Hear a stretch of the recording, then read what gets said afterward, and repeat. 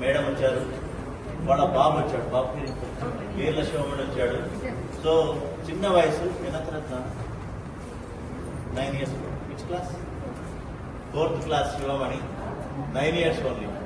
Whip గారితో అన్నారట మొన్న, ఏమన్నారట అంటే యుద్ధంలో ఇంత పెద్ద ఎత్తున భారత సైనికులు విరోచితంగా పోరాడుతున్నారు, ఎవరైనా సరే చనిపోయినా వారి కుటుంబాలకు కానీ వాళ్ళకు కానీ ఇబ్బందికరంగా ఉంటుందని ఆ చిన్న వయసులోనే చిన్న మనసులోనే ఆలోచన పుట్టడం అనేది శివమణి గట్టి దాచుకున్నటువంటి డబ్బుని ఇట్లా ఇవ్వడం అనేది చాలా మంచి పరిణామం.